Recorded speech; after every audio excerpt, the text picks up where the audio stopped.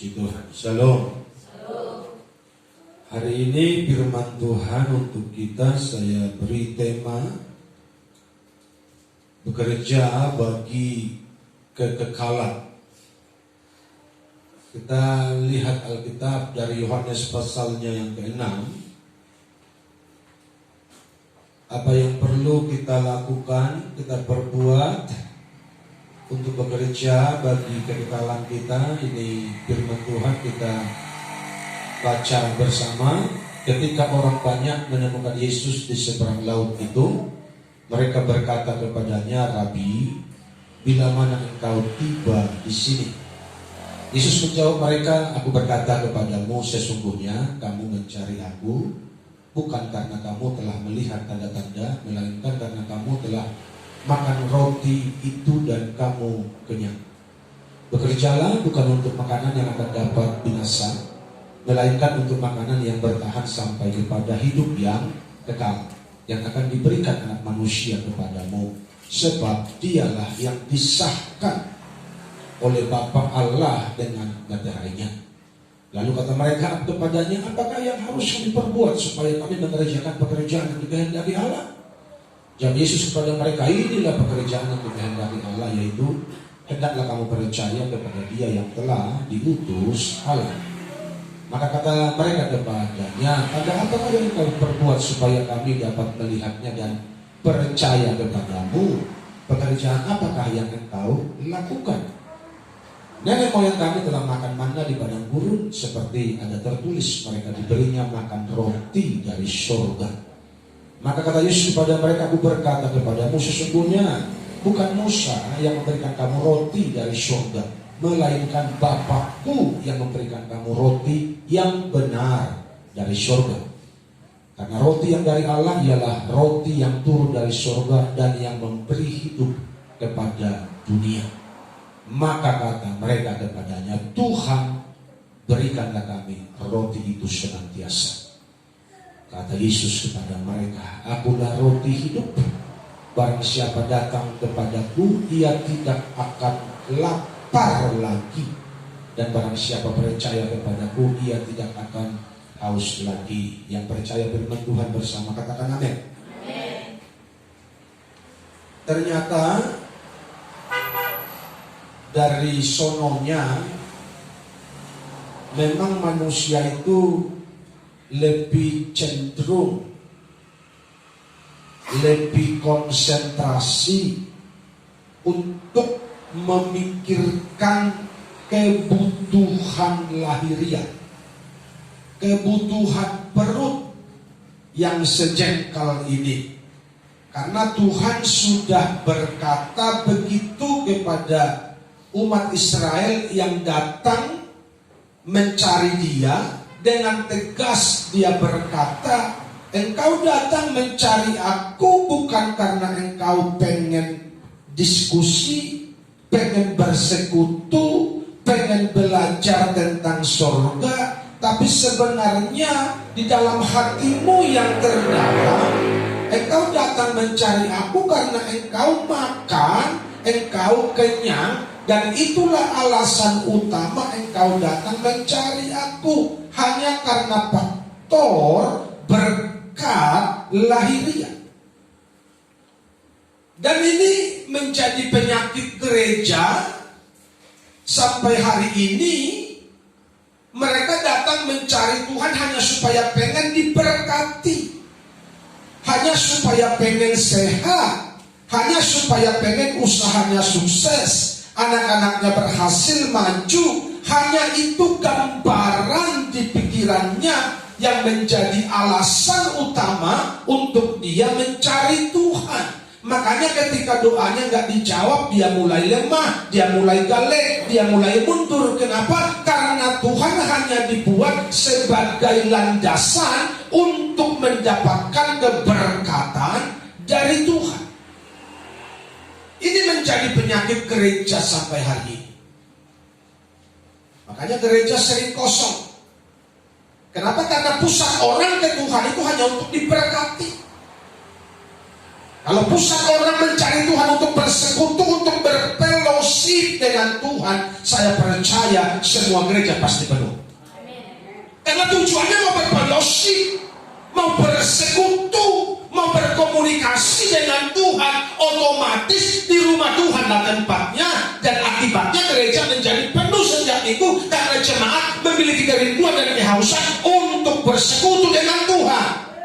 Tapi kalau dasarnya untuk berkat, untuk diberkati, untuk sehat, ya cukuplah 2 kali 3 kali setahun. Betul begitu umat Tuhan. Mari kita perhatikan baik-baik hari ini. Kita ada di posisi yang mana? Kita ada di posisi kebanyakan orang yang mencari Tuhan hanya sebatas berkat, hanya sebatas lahiriah.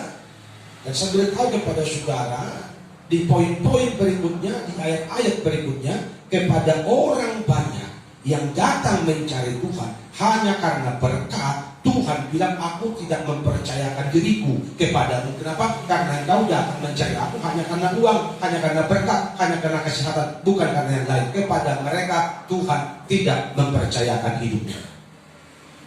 Jadi kepada siapa Tuhan mempercayakan dirinya, mempercayakan hidupnya? Kepada mereka yang mau bekerja untuk kekekalan. Haleluya. Pekerjaan apa itu? Sangat simpel sebenarnya. Apa yang diajarkan Tuhan kepada orang banyak itu sangat simpel, mudah untuk dinalar. Tapi bagaimana pelaksanaannya, ini yang perlu kita pelajari. Pekerjaan apa itu? Percaya kepada ayat 29. Jawab Yesus kepada mereka, inilah pekerjaan yang dikehendaki Allah, yaitu hendaklah kamu percaya kepada Dia yang telah diutus Allah. Satu kata yang menyentuh hati saya pada ayat 29 ini dikatakan inilah pekerjaan. Jadi pekerjaan itu bukan cuma mencangkul, nanam padi, jaga aporik, jaga burung. Tapi ada satu pekerjaan rohani ini. Apa itu pekerjaan rohani? Ayo. Jadi saudara mengerti hari ini percaya itu sebuah pekerjaan? Saudara bisa menangkap nggak apa artinya pekerjaan? Bekerja itu kan berarti harus berkeringat. Berkeringat ya, bekerja ya. Bekerja itu harus berkeringat. Kecuali yang kerja di kantor pakai AC itu lain cerita. Tapi kita yang di kampung ini, pada umumnya yang disebut bekerja itu banting tulang. Bukan banting dere ya, banting tulang. Itu namanya bekerja. Tuhan bilang kepada umatnya dan kepada kita hari ini bahwa kuberi kau satu pekerjaan, dan pekerjaan itu pekerjaan kekal, namanya percaya kepadaku. Maksudnya kalau orang yang percaya kepada Tuhan itu mereka harus mengerjakan apa yang benar, yang sesuai dengan apa yang dipercayai, yang sesuai dengan firman Tuhan, itu harus dikerjakan setiap hari. Saudara setuju itu? Dalam konsep Tuhan, dalam konsep kebenaran, kalau kita cuma berkata aku percaya, I believe, tapi engkau tidak melakukan kebenaran, engkau pendusta kepada Tuhan. Yang setuju katakan amin. Jadi makanya Tuhan bilang pekerjaan ini sebuah aktivitas. Kenapa disebut sebuah aktivitas? Karena pekerjaan itu bisa diukur. Misalnya engkau bekerja menggaji borongan, membabat jagung 10 rantai. Yang namanya engkau bekerja, pekerjaanmu terukur. Berapa hari harus selesai, itu namanya terukur. Haleluya. Tidak bisa kau bilang aku kerja di ladang orang 10 rantai, tapi sudah sebulan nggak selesai. Itu nggak terukur namanya. Betul apa salah? Masa bapak kayu jarum aja 10 rantai sebulan nggak selesai? Berarti pekerjaanmu nggak terukur. Yang namanya pekerja itu bisa diukur. Sekian hari, sekian rantai, sekian hari, sekian rantai. Itu terukur. Demikian kepercayaanmu kepada Tuhan harus terukur. Engkau tidak boleh jalan di tempat. Yang mengerti katakan amin. Tak bisa lu percaya tapi 20 tahun, 30 tahun imanmu gitu-gitu aja. Lu tidak percaya. Itulah pesan. Ibu-ibu halo. Tidak bisa loh. Kau bilang aku orang percaya tapi 20 tahun kau Kristen, 40 tahun kau Kristen, tidak ngerti apa-apa. Kau sebenarnya bukan orang percaya, hanya terdaftar sebagai orang Kristen yang berjemaat di GBI Kasih Karunia, tapi di hadapan Tuhan engkau belum jadi orang percaya. Karena orang percaya kepercayaannya bisa terukur kemajuannya. Yang setuju katakan nama. Kemajuannya bisa diukur. Betul enggak? Halo, ibu-ibu, sudah maju ke rohanimu? Sudah maju ke kepercayaanmu? Atau jangan di tempat malah mundur karena tambah susah kehidupan? Nanti tidak bisa bilang sama Tuhan, Tuhan susah mulutku, makanlah lemah dan lepas tuh diokku. Tuhan bilang gak urusan aku itu. Haleluya. Sudahkah saudara mengerti makna percaya yang dimaksud Tuhan hari ini?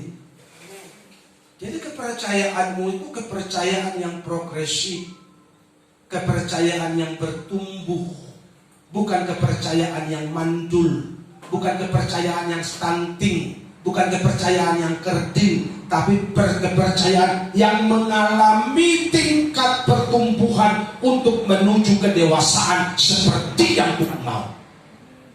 Itu kepercayaan. Haleluya. Itu baru percaya.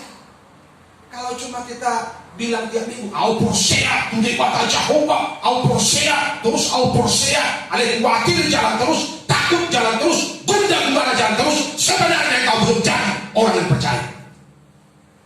Yang setuju katakan apa? Jadi gua ada Pak Pendeta orang percaya itu, meskipun badai silih berganti dalam hidupku, ku tetap.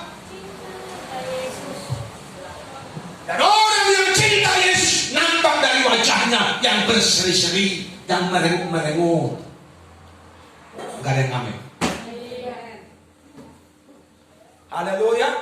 Jangan tampilkan wajahmu karena ada uang, tidak ada uang, nampak mukamu. Motor baru panen bekel maho. Ale baru nak keben cemberut kau, berarti bisa diukur sukacitamu dengan uang, bukan orang yang cinta Yesus macam gitu. Orang yang cinta Yesus meskipun saya susah tetap tersenyum.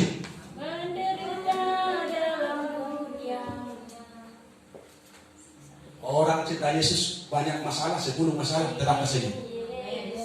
Tetap tersenyum. Haleluya. Mukanya penuh kemuliaan. Itu dong. Haleluya. Ang kudus dohita sa halang dunia, tua hahita Tuhan. Itulah pasal. Saya ulangi ya. Morodos dohita sa halang dunia, antong mabiyar, tong kuatir, tong takut, tua hahita Tuhan. Makanya aku beritahu sama saudara, goda tiang do untung ni nama Tuhan on. Masih bodoh kamu. Makanya nikmati. Karena banyak untungnya bertuhan. Banyak untungnya Tuhan dan pendeta. Lujak ku bercerita. Aku jauh bermulut. Alam aku bawa tu gudang untung nama Tuhan on. Untung yang utama usul ko hasonangani. Haleluya, itu yang utama. Dan akan banyak berkah, banyak kebaikan yang akan dialami oleh orang-orang yang percaya sungguh-sungguh kepada janji Tuhan. Haleluya. Jadi kepercayaan yang dimaksud Tuhan itu disebut sebuah aktivitas Disebut sebuah pekerjaan karena kepercayaan ini harus bertumbuh. Jangan umur bertambah tua, hapor seawan tong songo-songo ni, tong lari tempat. Berarti yang bertumbuh, yang masih begitu jujurlah katakan amin. Haleluya.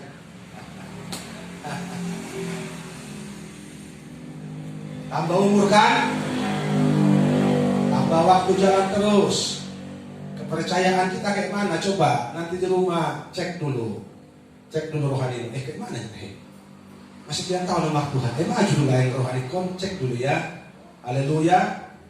Supaya kita sadari betapa sudah terbelakangnya kita selama ini tidak sesuai dengan lamanya kita bertuhan. Banyak waktu kita terbuang. Kenapa? Karena konsen kita hanya untuk memikirkan berkat jasmani. Konsen kita hanya memikirkan bagaimana supaya aku menorah, supaya aku kaya. Itu aja.